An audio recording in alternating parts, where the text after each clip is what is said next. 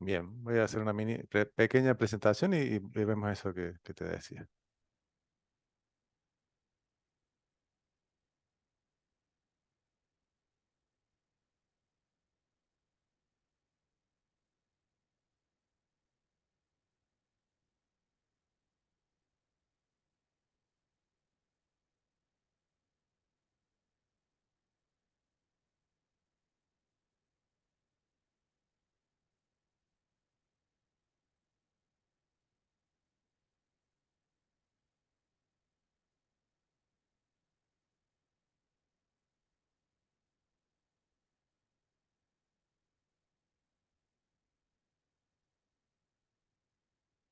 Vamos a comenzar. Buenas tardes a todos.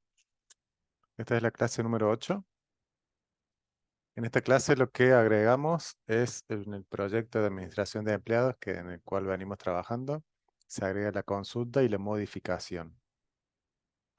Teníamos el alta anteriormente, ahora lo que se agrega es consulta y modificación. Simplemente para recordarles, nos quedan aproximadamente, o exactamente en realidad, hasta la clase 10 de contenidos. La forma en la cual está organizada la materia es, hasta la clase 10 vamos a trabajar con el proyecto.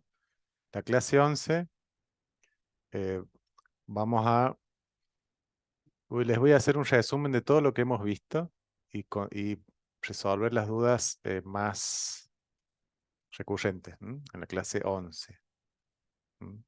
Además que voy a estar tomando em, los que estén promocionados, podemos adelantar algunos de los exámenes de promoción. Es el oral este que yo les decía. Y bueno, la clase 12 es el segundo parcial, que es sin contenido.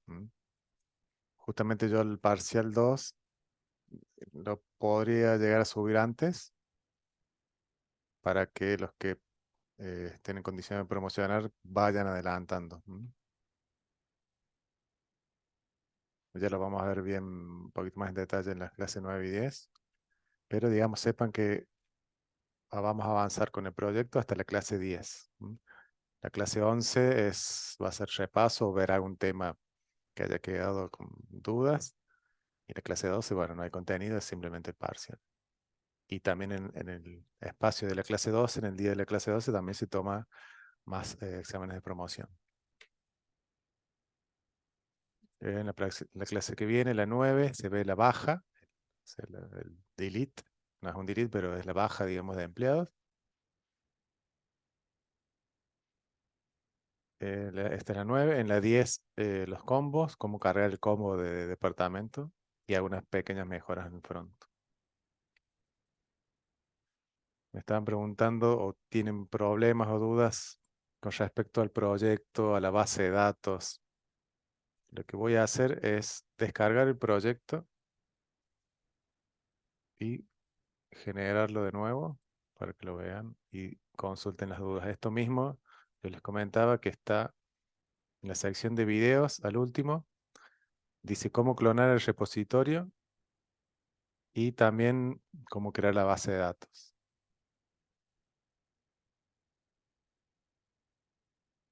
Vamos a crear una, a ver,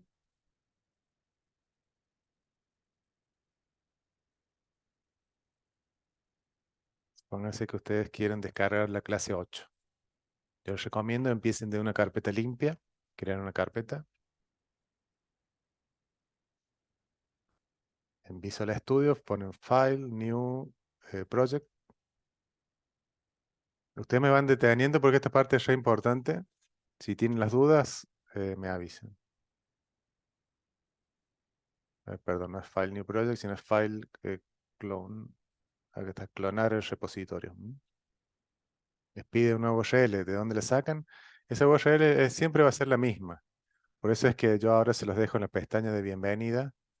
En la clase 8, fíjense que dice que el Git se encuentra en la pestaña de bienvenida. Entonces van a la bienvenida, ya que les da la URL, la copian.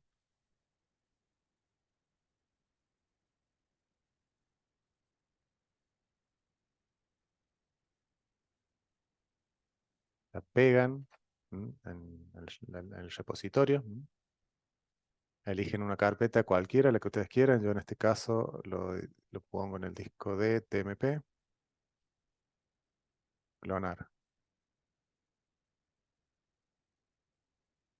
Recuérdense que Git se maneja con llamas. Entonces, la llama por defecto es la llama master. Fíjense que acá hay 4 proyectos solamente. Lo que deben hacer, el segundo paso, es seleccionar la llama de la clase 8, o la 9, o la 7, la que ustedes quieran. Hacen clic acá abajo a la derecha, donde dice Name, Master. Eligen remotos, y acá eligen el número de la clase que ustedes quieren ver. Vamos a la clase 8, EF. Fíjense cómo se actualizaron los archivos.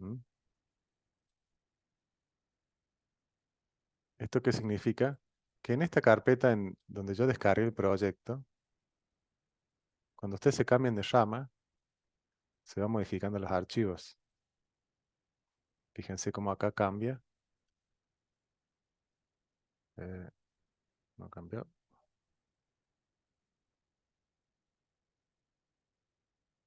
Pues no hice el pull. Pero bueno. Lo importante es que, no lo quiero complicar, es que acá abajo tengan la llama seleccionada. En este caso la clase 8. Fíjense cómo se modifica acá. Segundo paso. Por las dudas, limpian la solución. Clic derecho en la solución. Limpiar, clean. Segundo paso, compilar. Build solution.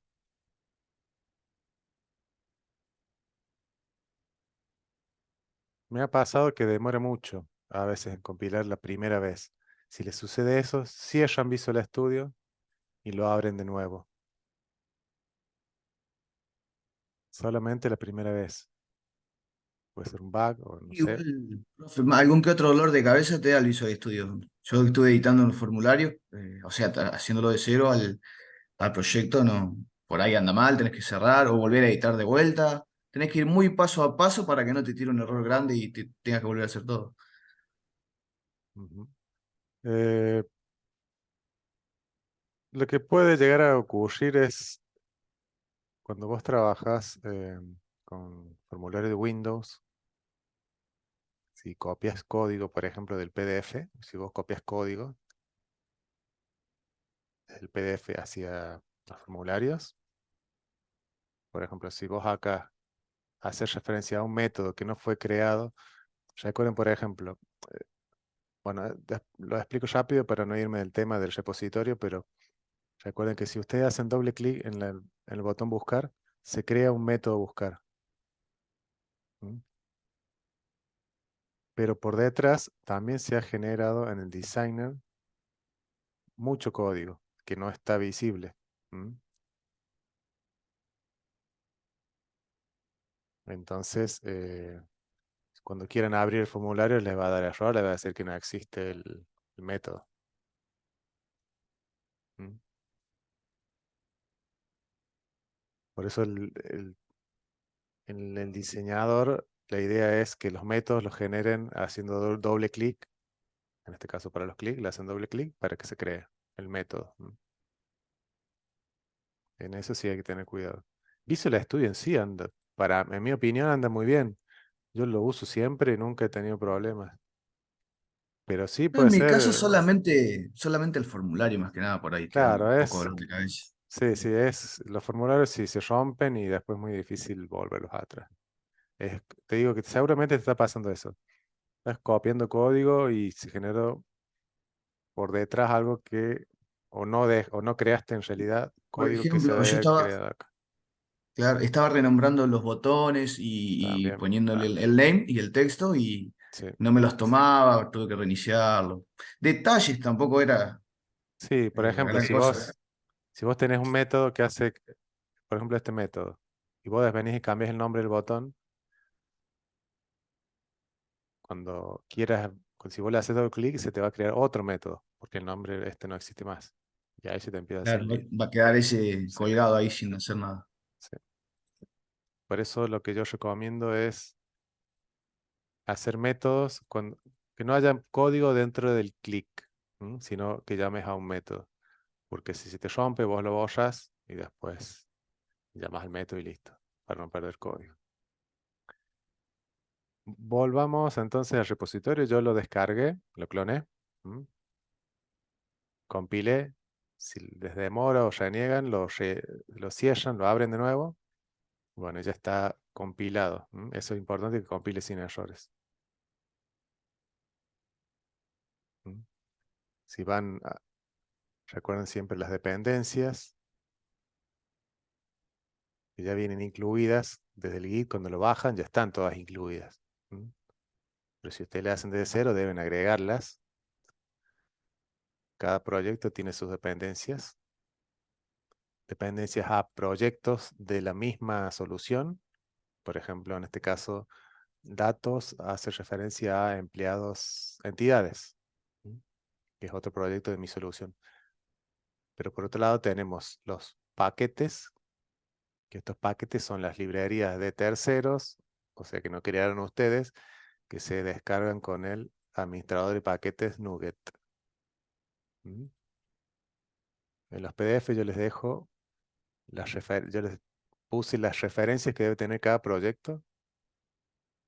Y si no la encuentran en el PDF, descarguen este proyecto y si ustedes lo están armando desde cero, se fijan acá cuáles dependencias deben tener. Supónganse que quieren instalar Entity Framework Core. No se fijen tanto en la versión porque dependen en qué framework lo hacen. La idea es que todos lo hagamos en el mismo framework, que en este caso es el 6, creo que era. Está en Net 6. Si ustedes lo hacen en el Net 7, por ejemplo, van a tener otras versiones quizás. Pero vamos a paquetes, administrar Nugget. Y acá pueden buscar, en este caso, Entity Framework. Y les aparece, fíjense bien exactamente el nombre que coincida. No es lo mismo esta Entity Framework solo que Entity Framework Core. Pero todo esto no lo deben hacer, ya está hecho. Lo deben hacer solamente cuando lo crean, si ustedes lo quieren crear desde cero, deben hacer ese trabajo. En cuanto al proyecto que ustedes descargan, ya está todo instalado. Segundo paso, este es otro paso que me han consultado mucho que siempre se les traban. Primero, ponen el frontend como proyecto de inicio. Clic derecho, establecer proyecto de inicio. ¿Por qué es este el de inicio? Porque desde ahí vamos a tomar desde el app-config la cadena de conexión, donde yo configuro el nombre de mi servidor localhost. Entonces verifiquen en su SQL Server con qué nombre se conectan, o sea, cuál es el nombre del servidor. En este caso, localhost. Si ustedes ponen Pepito acá, Pepito, y se conectan correctamente, entonces acá van a tener que poner ese nombre. En mi caso y la mayoría de los casos, con localhost entran bien. Algunos pueden tener también acá localhost SQL Server, ¿m? O SQL Server Express. Depende, cuando ustedes instalan SQL, les dice cuál es la instancia. Es el nombre del servidor. Entonces, configuran en el app-config del front el nombre del servidor, localhost. Seguridad integrada, yes. Nombre de la base de datos. Les recomiendo que pongan un nombre que no exista. En este caso, como yo ya la tengo creada, le voy a poner un 2. O le voy a poner -08 por la clase 08. Ese va a ser el nombre de la base de datos que va a crear.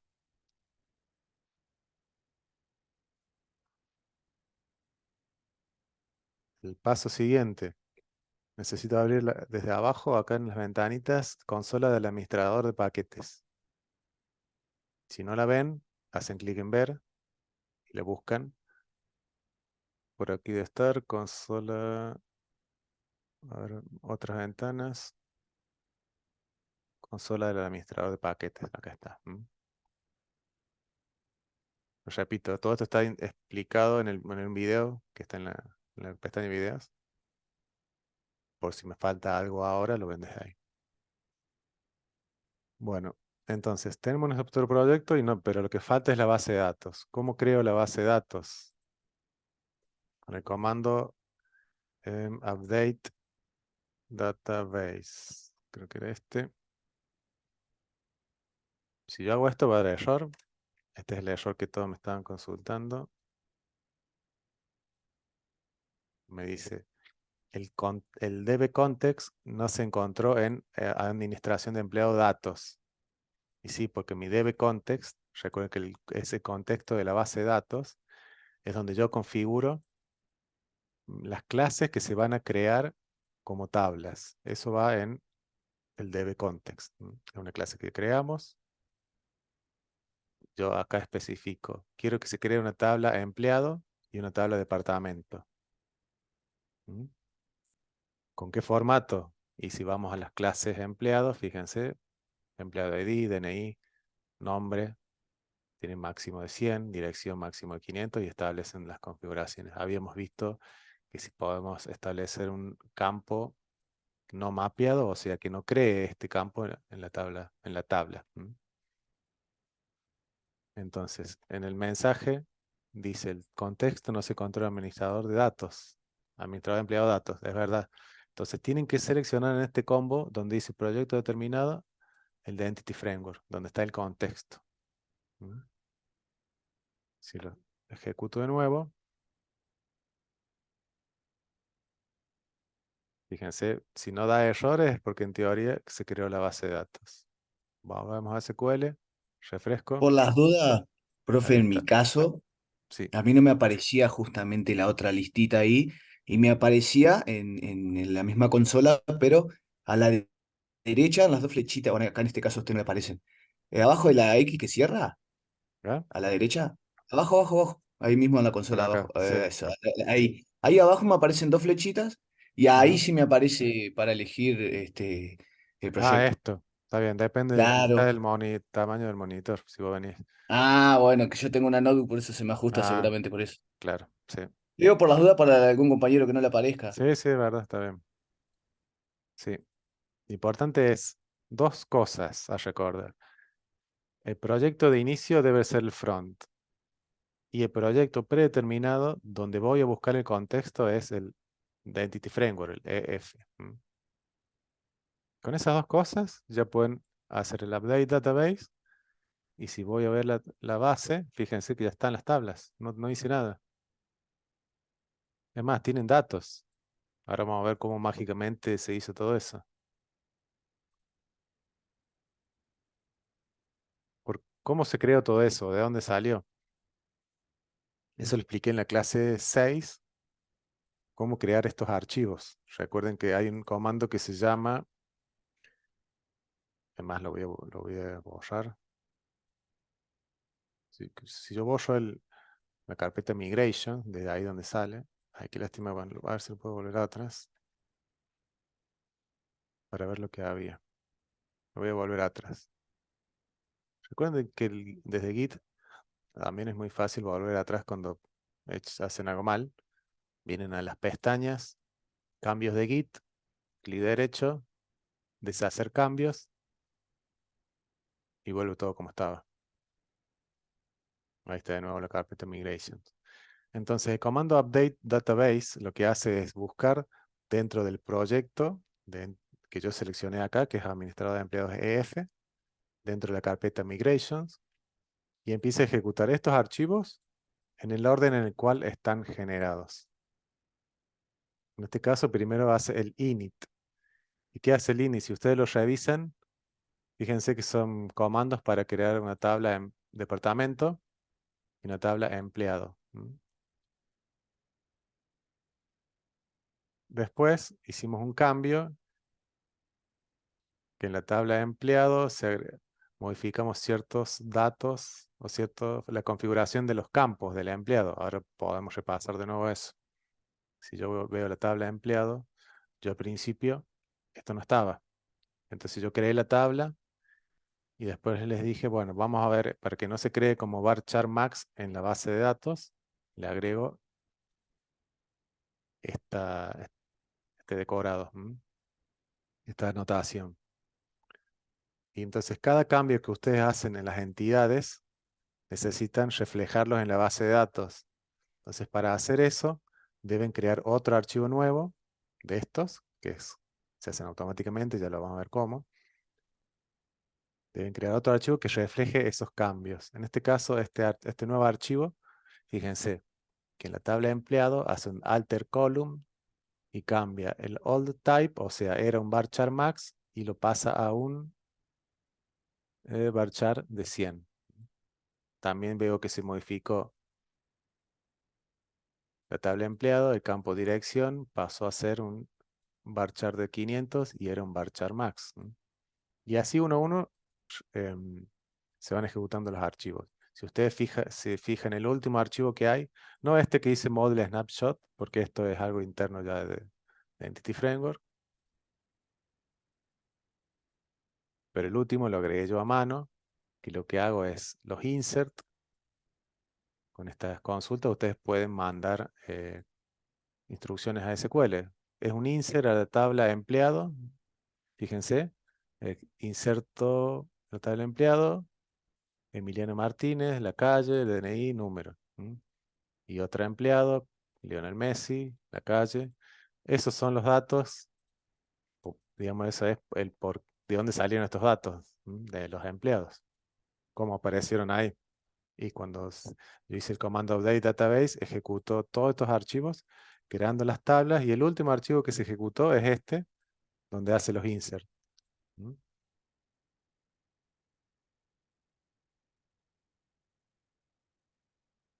Si yo hago otro cambio en la tabla de empleado, yo vengo y agrego algo nuevo, public bool estado. Este es un campo booleano. Quiero agregar eso a la base de datos, porque obviamente ese campo ahora no existe en la tabla de empleado. Un select asterisco. Ese campo obviamente no está. Entonces yo debo agregarlo. ¿Cómo lo agrego? Volviendo, siempre fijándose del archivo, el proyecto de inicio, el front, y acá seleccionar empleados F, ejecutan el comando add database, no, perdón, add migration, en singular, y ponen un nombre, que ese nombre es el nombre del archivo que se va a generar. Agrego campo estado, empleado, enter. Ahí lo ejecuto. Y si yo busco en la carpeta migrations, acá aparece este archivo donde se hace el add column. Simplemente esta es la condición para mandar a SQL, digamos, el valor que yo acabo de agregar. Todavía no existe en la base, ¿no? Para que exista en la base, debo hacer el update database. Todo esto que yo hago muy fácilmente, que ustedes se equivocan en un punto o le erran el comando y les va a dar error y van a estar renegando. Pero bueno, es así, es renegar. Si se olvidan de seleccionar esto, traten de interpretar los mensajes. En general, los mensajes que dan son bastante claros, pero bueno, es así. Si yo ejecuto, ven que ahora está el estado. Es un booleano. En SQL los booleanos son 0 o 1. Es más, yo veo la tabla, columna, estado es bit, no acepta nulo. ¿Por qué no acepta nulo? Porque yo acá le puse bool. Si yo hago esto, y de nuevo compilo, y de nuevo hago update add migration, estado, agrego otro archivo nuevo, null, te va a agregar otro archivo, ven, hago el update database, y si yo veo la tabla, debería reflejarse que ahora el bit acepta, el estado acepta null, ven, bit null. Perdón, no es que acepta null, es que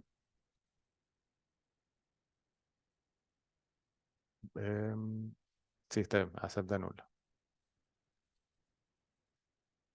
¿Se entiende esta parte? Si se le hace un lío entre tantos archivos, algo muy fácil es, quitan todo esto, borran la carpeta migration, ejecutan el comando En realidad, cambian la base de datos. Supónganse que a ustedes se les rompe. Acá no saben, no se les crea la base de datos, no saben qué pasa. Lo que yo les recomiendo es, borran la carpeta de migrations, crean otra base de datos, vamos a poner 09, por- o van y borran. Lo que pasa es que si quieren eliminar la base de datos ahora no los va a dejar porque está en uso y no les va a dejar. Lo mejor es cambiar el nombre y crear otra base. ¿Mm? Borré la migrations. Voy a crear otra base de datos y lo único que tienen que hacer es de nuevo el add migrations y inicio. ¿Mm? Le ponen un nombre. Entonces este archivo lo que va a tener ahora es uno solo que va a tener todos los cambios hasta el momento. ¿Mm? Si yo hago el update database, ya está. Vamos a ver la base. Fíjense que acá está. ¿Mm? El resultado es el mismo. Ah, bueno. No están los empleados porque yo al último había agregado un archivo nuevo que hacía los inserts. ¿Mm? Ese no es automático, ese yo lo agregué a mano. ¿Mm? Pero bueno, eso es lo que pueden hacer si se traban, si no se les crea la base, si no saben cómo seguir, hagan eso. Borran la migration, lo crean de nuevo con otra base y ya está. Después la base de datos esta en algún momento se las deja borrar SQL. Si lo cierran y lo abren la segunda vez, los dejan. Lo que pasa es que ahora está en uso porque tengo una ventana abierta. Esos son los pasos. Cuando yo lo hago, sé que es fácil, y cuando lo hagan ustedes, van a renegar, porque es así. Si ustedes se olvidan algo, que se olviden y les va a dar error y van a estar trabados. Pero bueno, traten de interpretar los errores, sigan bien paso a paso lo que se hace. ¿Se entendió? Y pasamos ya a los contenidos de esta clase. No sé quién era Sí, el que profe, igual creo que tiene una consulta en el chat. Ah, bueno, a ver. Voy a explicar un poco la clase de empleado, la línea non-mapped. Bien. Eso es más o menos lo que vimos recién. Recuerden que todos estos campos que están acá creados se van a crear en la base de datos. Pero yo acá tengo un campo que se llama nombre de departamento, que no quiero que ese campo se cree como tabla. Yo quiero usar esta clase, pero no quiero que este sea un campo de la tabla. Entonces le digo not mapped, o sea, no lo mapees. Esto no va a ir a la base de datos. Es eso. Ahora, el por qué yo creé esta propiedad. Recuerden que esta entidad empleado tiene una clave foránea al departamento. Si vemos la base de datos, empleado tiene un depto ID. Es la clave foránea al departamento, que es esta.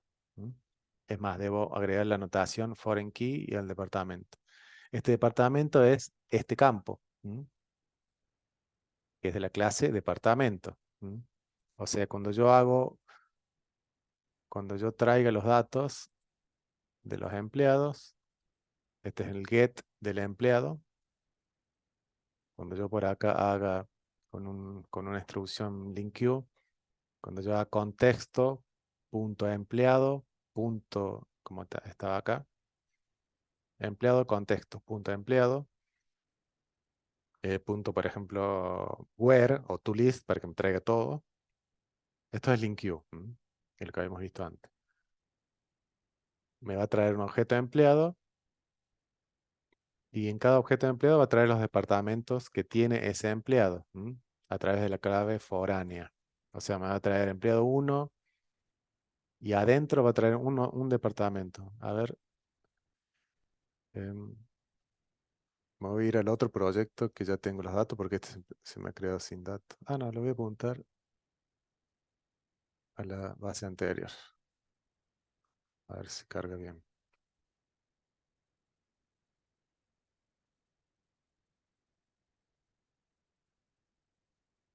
Bien. Fíjense, voy a poner un punto de interrupción aquí. Pasa que acá ya hay temas nuevos, digamos. Voy a hacer esto.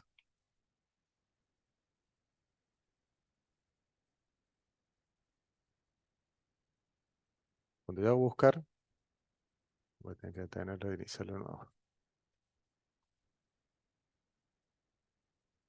Fíjense. Mi contexto es cómo yo accedo a la base de datos. Este contexto es, imaginen que es la base de datos, ¿no? La base de datos tiene dentro todas las tablas. Entonces, contexto, punto, tabla. En este caso mi tabla se llama empleado, que es esta. ¿Mm? Punto. Y acá es una función de LINQ. Punto, pueden hacer un where. Pueden, por ejemplo, donde. No sé, c punto eh, departamento.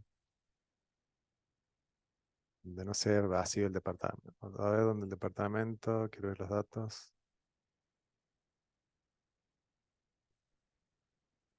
Ahí cambiar de base.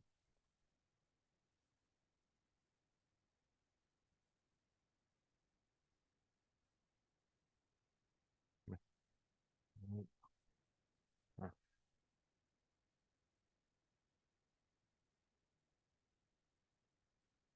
departamento 1. Acá ustedes pueden decir dónde el departamento. O más fácil, depto ID es igual a 1. Este es LINQ, es lo que habíamos visto antes. Se hacen varias clases. Punto to list. Para convertirlo en lista de empleados. ¿Mm? Volviendo acá. Fíjense, contexto, punto, tabla empleado, punto where, donde el departamento sea igual a 1. O sea, esto me va a devolver un solo registro, este. Emiliano Martínez. Vamos de nuevo.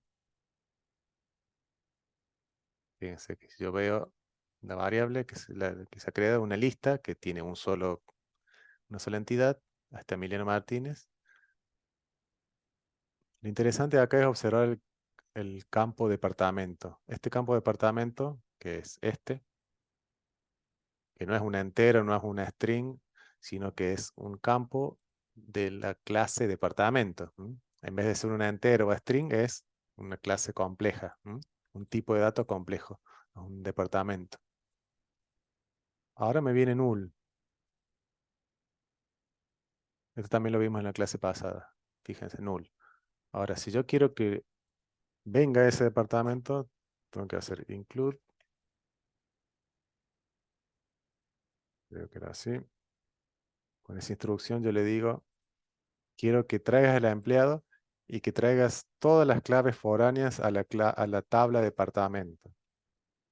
Fíjense que ahora los datos son los mismos, pero ahora el departamento sí tiene datos. Fíjense que me trae el departamento 1. ¿Por qué el 1? Y porque este empleado 1 tiene el departamento 1. Y si yo veo la tabla de departamentos, departamento es singular, fíjense que 1 es recursos humanos. Entonces me trae el empleado y el departamento me dice recursos humanos, que es el 1. Si yo quisiera guardar, por ejemplo, quiero obtener el nombre de departamento, nombre depto es igual a, ¿qué sería? A la lista, en la posición 0, porque es el primero, punto, departamento, punto, nombre. O sea, les voy a mostrar. Fíjense, está en la lista, ¿cierto? Que traje de la base de datos. Tengo un solo elemento, si tuviera mucho estarían todos acá enumerados. En la posición 0 tengo todos sus campos y también tengo departamento. Y me puedo meter dentro de departamento y ver el nombre, por ejemplo. Recursos humanos, es lo que hice acá. Lista, punto, departamento, punto, nombre. Porque me muestra null. recursos humanos. Entonces, eso es porque, fíjense que este nombre de departamento, yo lo que hago es, esta es una property, también un tema que ya vimos. La clase de empleado tiene una propiedad nombre de departamento que lo que hace simplemente es de tipo, es de solo lectura. Y si el departamento, o sea, este campo, este, si el departamento no es nulo, o sea, si hay distinto null, voy a devolver el nombre del departamento. ¿Mm? O sea que yo acá podría haber hecho,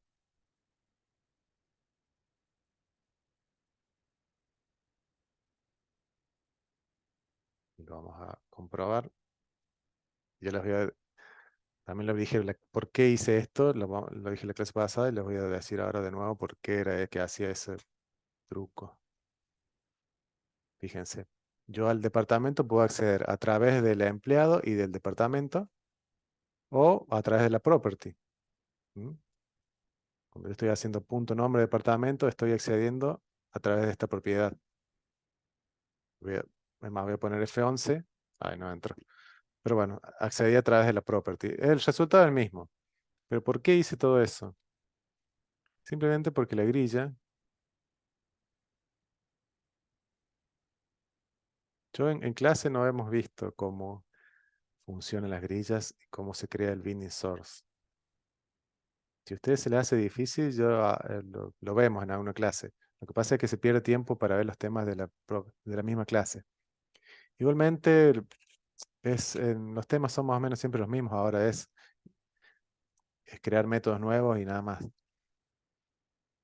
Para trabajar con las grillas, fíjense que en los videos hay uno que es de grillas y otro de combos. Son los dos muy parecidos. Pero ahí les explico cómo se cargan las grillas. La grilla, cuando yo quiero mostrar el nombre del departamento, yo no puedo hacer acá adentro empleado.departamento.nombre, como hice acá. Yo no puedo hacer esto. No tiene la inteligencia para meterse dentro de un objeto. Entonces, por eso es que yo tuve que crear una property, nombre de departamento, que en realidad lo que me devuelve es accediendo a la clase de departamento, me devuelve el nombre.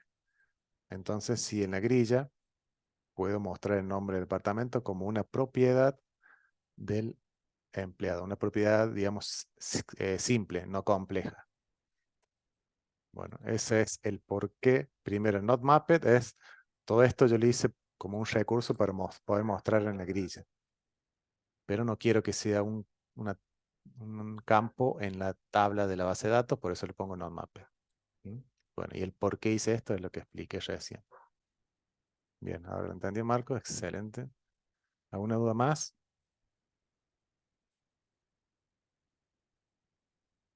Bien, vamos a pasar exclusivamente a los temas de la clase. Que si entendieron lo que vimos hasta ahora, no les va a resultar muy difícil, pero se necesita mucha práctica.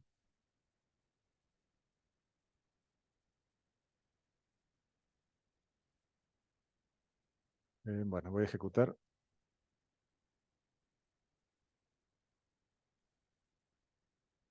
Esto, bueno, esto no estaba, lo saco. O si estaba, ya no me acuerdo. Bueno, voy a usar Git y voy a volver atrás esa clase. Fíjense, los empleados. Si ustedes tienen problemas y dicen, no me acuerdo qué pasó acá, vamos a la pestaña de cambios de Git. Esta, esta clase la pueden volver atrás. Y si le hacen doble clic, les muestra los cambios que se hicieron. En este caso yo elimine esta línea. Lo voy a volver atrás. Listo. Y más empleado que hice. Agregué un campo nuevo. También lo voy a volver atrás.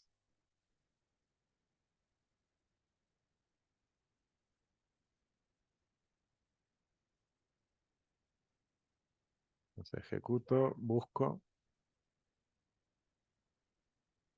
Se agregó la consulta. El alta lo vimos en la clase pasada. Voy a ver qué anda.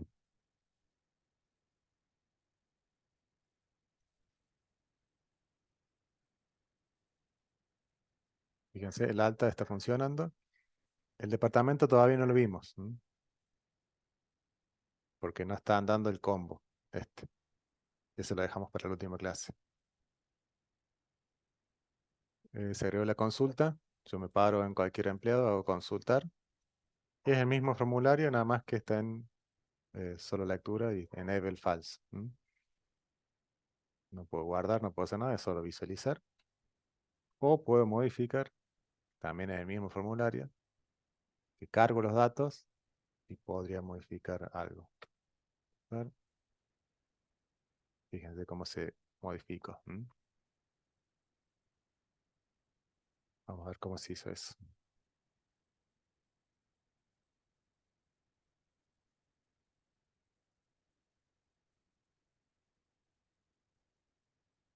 Mira, en la consulta, fíjense,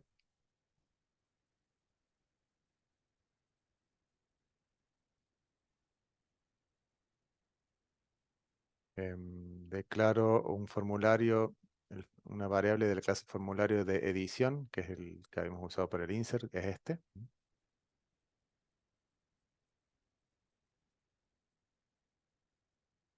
Seteo un modo.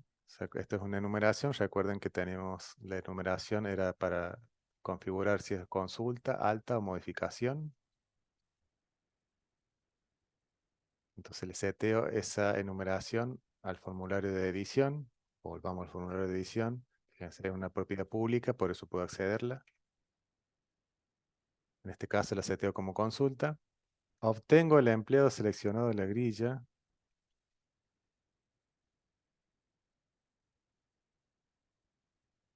Esta es la forma, es muy fácil. No hay que recorrerla, no hay que hacer un for each ni nada raro, es simplemente accediendo a través del objeto binding source, que es este de acá. Eso lo puedo ver en la última clase, si no les queda claro viendo el video, lo vemos. Pero de esta manera es como obtengo el empleado seleccionado en la grilla. Y lo guardo en la variable guión bajo empleado, que también es del formulario de edición. Y después lo muestro. Todo esto fue un seteo del formulario de edición hasta que lo muestro. Una vez que lo muestro, se va a ejecutar el evento load o load. Y según el modo que tenga, voy a hacer ciertas cosas. En este caso, el modo consulta, lo que hago es deshabilitar todos los controles. O sea, me hice un método que lo llame habilitar controles. En realidad, bueno, está mal el nombre, debería de ser habilitar o deshabilitar.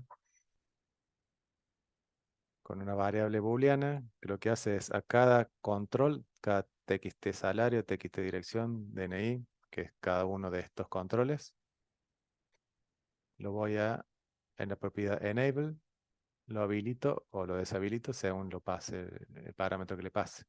Hago esto porque si no tendría que estar repitiendo este código en cada uno de estos modos.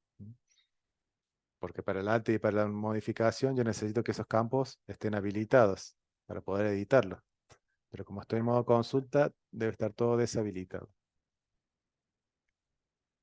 Segundo paso, cargo los datos. O sea, el empleado que yo lo seteé recién yo en el guión bajo de empleado, yo lo cargué al empleado que seleccione la grilla.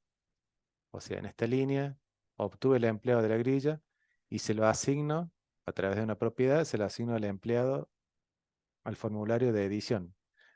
Si yo aprieto F12 acá, me voy, fíjense cómo me vengo hasta acá. Y estoy parado ya en el formulario de edición. Así es como llega, digamos, sería como mandar un parámetro desde un formulario hacia el otro. Lo hago a través de propiedades. Tendría que mandar por parámetro el empleado de la grilla hasta el formulario de edición. Entonces, cargar datos, lo que va a hacer, aprieto F12, en cada control voy a setearle los valores que están cargados en el empleado. Empleado.empleado ID lo convierto a string. empleado salario lo convierto en decimal, porque el salario es un control, es un spinner, perdón, un numeric up-down se llama, que recibe un decimal por parámetro, por eso lo convierto en decimal. La dirección ya es string. La fecha de ingreso, si no es nula, la convierto y lo muestro. Esto lo hago para quitarle la hora. Si este campo que ya es datetime, lo convierto a datetime, digamos, le saca la hora. Y de esta manera cargo los datos. Cargar los datos sería mostrar los datos del empleado en cada uno de estos controles. Y el último paso, el botón aceptar, recuerden que estaba deshabilitado, o sea, lo deshabilito. ¿Mm? Fíjense que el alta no tiene que cargar los datos porque aparece todo en blanco para que el usuario lo complete. ¿Mm? Si tiene un control que dice limpiar controles, ¿qué hace este? Ya no me acuerdo. Bueno, limpia todo. Ah, eso es porque el alta, cuando ustedes están dando de alta, ponen aceptar, miren, no se cierra, sigue funcionando. Entonces debo limpiar los controles.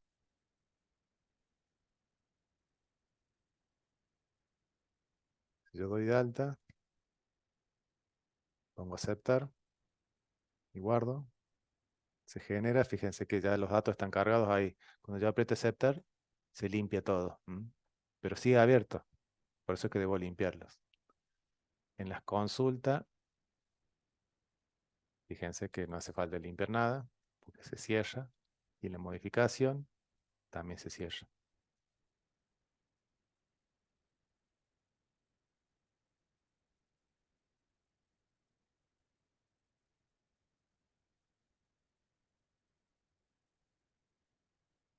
Estamos viendo el evento load de la edición. Entonces la diferencia, cómo trabaja distinto es según cada modo.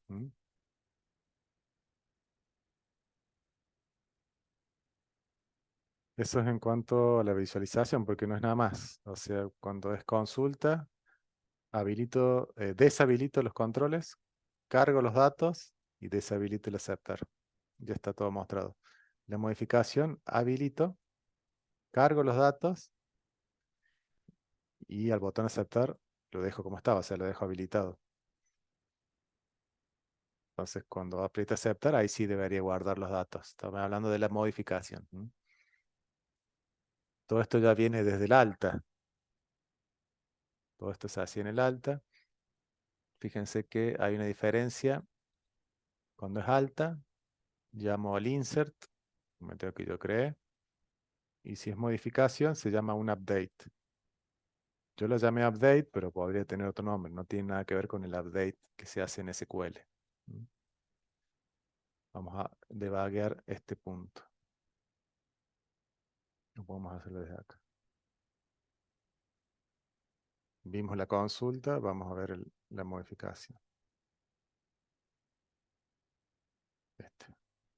Modificación. Fíjense que yo acá puedo editar. Aprieto aceptar. Ya está bien el guardar. Cargo todos los valores de los controles en una variable de tipo empleado. Valido que esté todo bien, que no tenga errores. Confirma. Sí. Y acá es donde pregunta. ¿Es modo alta? No. ¿Es modo modificación? Sí. Esta es una enumeración. Recuerden que una enumeración se puede convertir en número o en esto. Esto no es una string. Esto es un valor de la enumeración. Lo podrían convertir a string, en cuyo caso sí sería un Y, tipo de string. y profe, si los valores alta, baja y modificación son mutuamente exclusivos, ¿por qué no están en else if? Porque en este caso estaría chequeando si Sí, se tiene que podrías poner un modificar else acá. después después de haber realizado todo de alta. Podrías hacer así. Sí. Podés hacer un else acá. ¿Mm? Es verdad. Lo que pasa es que si es alta no va a entrar por acá, ¿no? Pero sí está bien, es un else. Con un else estaría mejor. Evitas una comprobación más, una línea más, digamos. Así que 10. Es así. Bueno, no soy mucho de usar else, pero es verdad, hay que usarlo. Por ahí cuando tenés muchísimas líneas de código, eh, es difícil de seguir, pero sí. Entonces, cuando estoy en modo modificación, recuerden que estoy por guardar. En este caso sí necesito el ID. Cuando era el alta, no necesitaba el ID porque el ID no existía. En este caso tomo el ID, lo tomo desde el text box del primero. Bueno, no lo puedo ver, pero no está guardado el ID. Y ahora ya con el objeto de empleado completo, fíjense, está todo cargado. ¿Qué hice? Me voy hasta la clase de negocio, de la capa de negocio, a un método nuevo que antes no estaba, que es el update, F11. Antes tenía el insert. Este update es igual. Hago algunas validaciones. Si bien ya las hice del frontend, las puedo hacer también desde el backend. Es algo que hablamos ya. Está bueno hacer modificaciones en front y en back. Siempre, no, no sé, a veces depende de cada caso, es particular. Y acá ya me voy a la capa de datos, a la datos EF, F11. Fíjense que ya estoy en la capa de datos. Esto ya es como hacer un update en Entity Framework. También es muy sencillo. Lo que tienen que hacer es al contexto, hay que buscar el empleado que vas a modificar. En este caso yo lo hago con el método first or default. Contexto, punto, tabla o entidad, que es empleado, punto, con link queue. Este lo hemos visto también, este método, first or default. Me devuelve el primer elemento que cumpla la condición que yo le paso por parámetro. Esto siempre me va a devolver 1 o null. A diferencia del where, si ustedes ponen where, les puede llegar a devolver varios. Si yo busco por ID, me va a devolver 1. Depende de lo que estén haciendo. Pero yo en este caso, yo me quiero asegurar que devuelva uno solo. La diferencia es que me va a devolver, si ustedes se paran, arriba, ay, no me parece porque ya lo ejecute. Pero este me devuelve una entidad, o sea, un objeto. Porque el first default devuelve un objeto. Si ustedes usan un where, por ejemplo, le devuelve una lista de objetos. Esas son las diferencias. Porque uso el first or default, o podría usar un where y después obtener el primer elemento de la lista. Pero para no hacer eso, simplemente obtengo uno solo. ¿La condición cuál es? Que el empleado ID, yo le pongo C, acá podría ser cualquier cosa, un ítem, punto empleado ID, este es como un for each. Voy a recorrer todos los empleados hasta que alguno coincida con esta búsqueda. Este E es el que viene por parámetros, entonces, hasta que alguno de los empleados tenga el ID 2, no se va a detener. Si hubieran varios empleados que tienen el mismo ID, en este caso me va a devolver el primero. Esa es la diferencia, siempre se va a cortar en el primero. Si ustedes usan un where, no se va a cortar, va a seguir y por eso es que devuelve varios. Acá te aseguras que va a devolver uno solo. Como yo busco por ID, ya sé que me va a devolver uno, o nada si es que no lo encuentra. Por eso es que yo pregunto, ¿el empleado es nulo? No, no es nulo porque lo encontró. Entonces, ¿qué hago? Ese empleado que encontró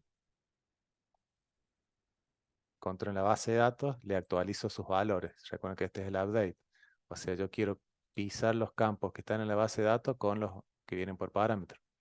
Entonces acá piso todos esos valores Y después el contexto punto save changes para guardarlo. Si ustedes no escriben esta línea, lo van a modificar, pero no se va a actualizar la base de datos. Y eso es todo. Así de simple. Se ejecutó el update. La diferencia con el insert era de que en el insert creamos un objeto, que en realidad ya me viene por parámetro. Desde el frontend me venía el empleado cargado. En mi contexto le hago punto add, o sea, lo agrego y guardo. Eso era en el insert. En este caso, el update, obtengo el empleado, le actualizo los datos, los campos, y guardo. Recuerden siempre de guardar.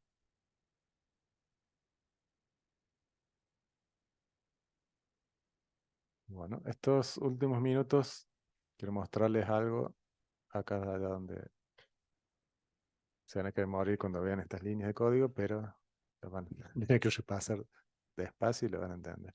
Fíjense que yo puedo buscar, por ejemplo, si yo pongo lío, me encuentra Lionel Messi.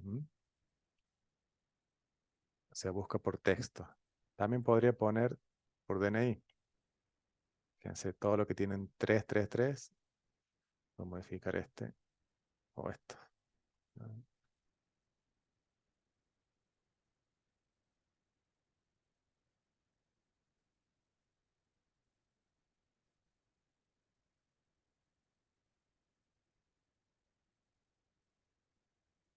Puedo buscar por DNI o por nombre. No importa de lo que yo ingrese. Si pongo Martínez, ahí está.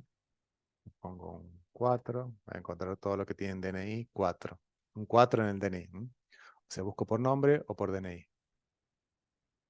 ¿Cómo hice esto? También es. En el front,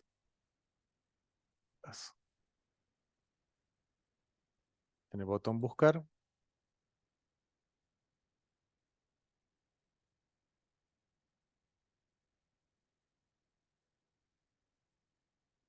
fíjense, a ver si podría cambiarme la clase 7. No, no, porque si ustedes se cambian de branch, mientras haya modificaciones, no los va a dejar.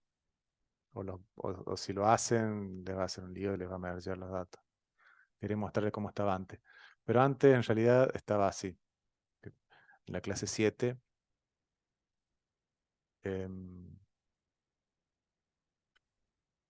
no, digamos, no buscaba por nada. Entonces, yo lo que hago ahora es,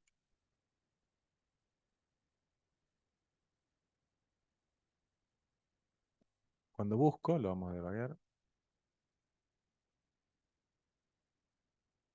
en lío, y le voy a dar buscar. Obtengo el texto a buscar, lío, lo paso mayúscula por las dudas y le quito los espacios. Creo el parámetro que le voy a enviar a la clase de negocio y a la de datos. Recuerden que el get en los datos, este get ya existía, era como buscaba los datos. El empleado ya los recibía desde antes. Solamente de que buscamos todos los empleados. No teníamos en cuenta ningún filtro. Ahora se le agregó el filtro. Entonces, al empleado, que yo lo llamé parámetro, le seteo en el campo nombre y en el campo DNI lo mismo, lío y lío.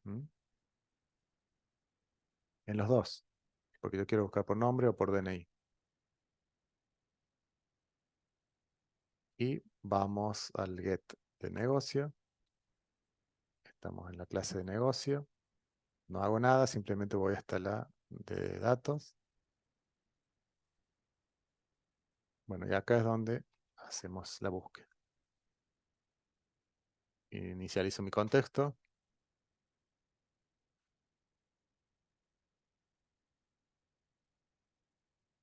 Verifico, esta es una condición, si el nombre o el DNI está vacío, o sea, si está vacío quiere decir de que no quiero hacer ninguna búsqueda en particular, sino traer todo. Si está vacío, Simplemente busco los empleados. Fíjense cómo incluyo el departamento, es lo que habíamos visto antes. Tráeme el empleado más los departamentos. Y lo paso a una lista directamente. Esto sería como hacer un select asterisco from, sin where, en la base de datos. Si ustedes hacen eso, le va a traer todo. Todos los datos. Eso sería lo similar a hacer un toList directamente. No hay ningún where. Pero bueno, como yo le paso el nombre y el DNI, ahí es cuando vamos a hacer una condición. Vamos a ver lo fácil y después lo difícil.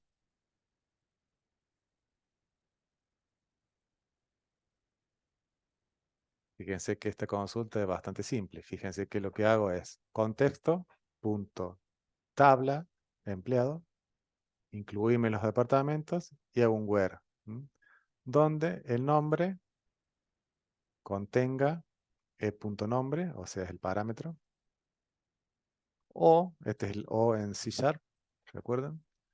O el DNI contenga DNI. Acá no es igual, sino es contenga.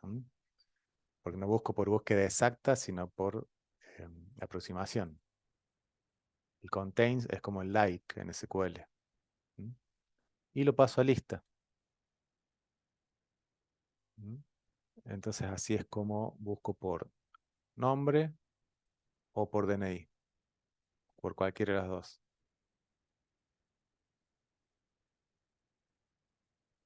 Fíjense cómo encuentro. Si yo no pongo nada, buscar.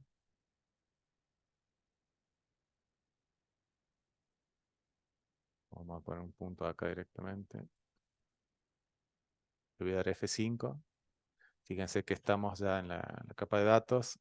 El empleado, fíjense que tiene todo null. O sea, no quiero hacer ninguna búsqueda. Entonces, si es null por espacio en blanco el nombre, digamos, si está vacío, entonces busco todo. Lo que les había dicho es un select asterisco. Me busca todo. Ahora si busco por algo en particular, me voy por el else. Y simplemente voy a buscar los que tengan el nombre o el DNI con ese 44 que es lo que ingrese. Bueno, ahí anda. Esto está perfecto. En realidad anda, no está perfecto.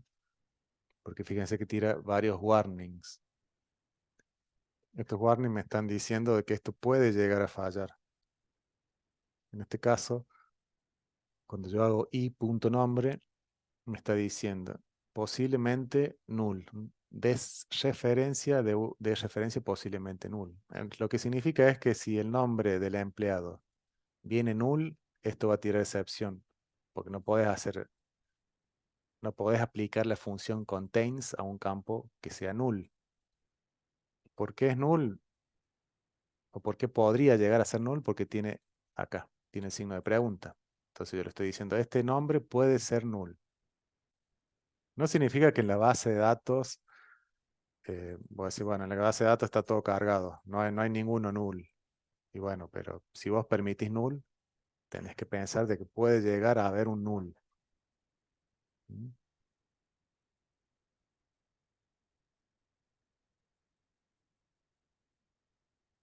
Entonces ahí es cuando yo lo soluciono de la siguiente manera.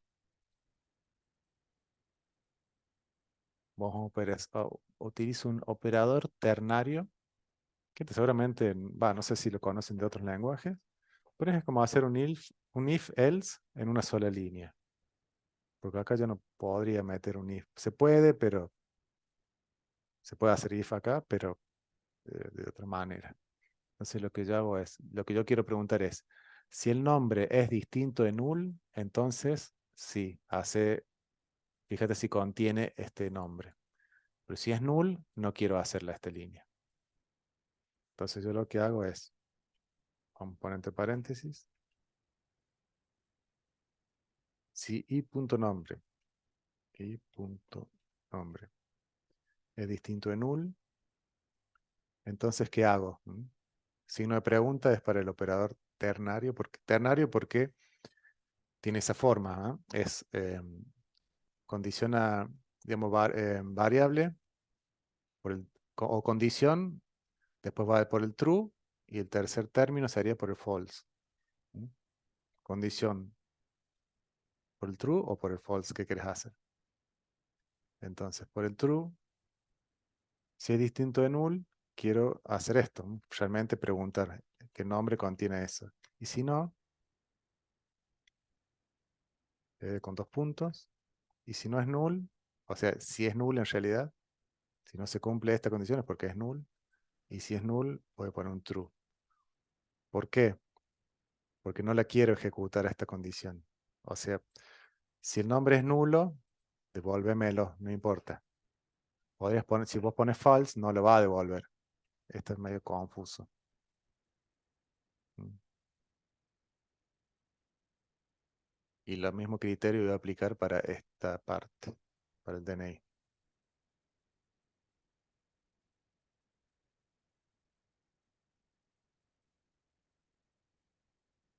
Fíjense que ahora desapareció el warning que estaba acá. Porque ahora yo estoy teniendo en cuenta de que esto puede venir nulo. ¿Mm? Pero ahora me dice, y también el nombre que viene por parámetro puede ser nulo. Entonces, bueno, puedes aplicar contains y dentro un null. Entonces podría hacer lo mismo.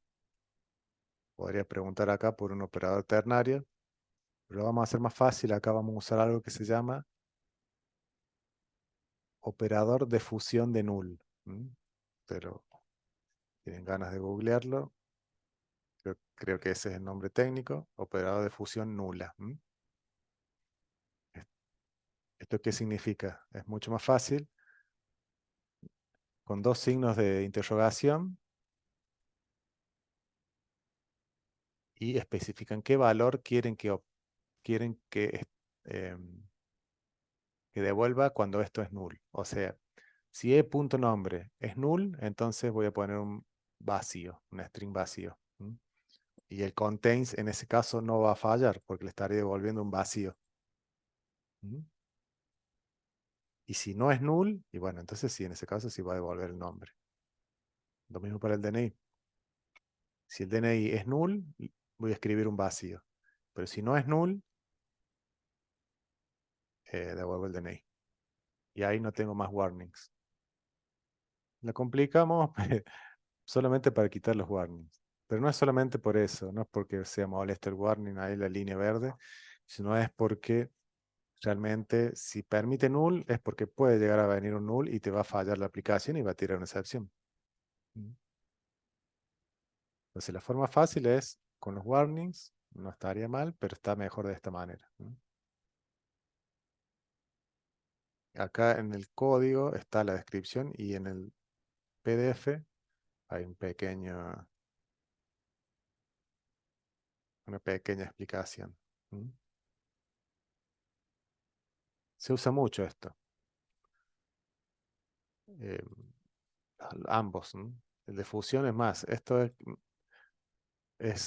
pertenece a los frameworks nuevos. Los frameworks anteriores no estaban. Entonces, por ejemplo, si vamos a la clase empleado, o hay varios warnings que me está tirando por ahí que los dejábamos pasar, pero ahora se podrían corregir con eso. Cuestión de buscarlo. ¿Mm?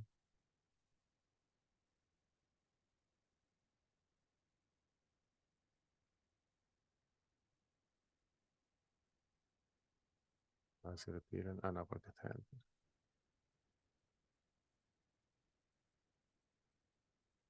Fíjense, el DNI me dice que no acepta nulo.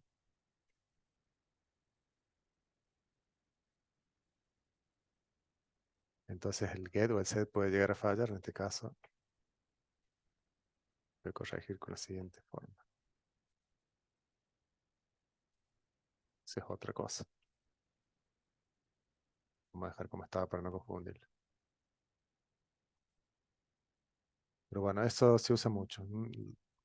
Cuando hagan código un poquito más complejo y tengan muchos warnings, se eliminan de esa manera. ¿Mm? ¿Alguna pregunta? Si no, nos vemos en la próxima clase. Bueno, nos vemos para la próxima. Chao, profe. Chao. Chao, profesor. Nos vemos. No.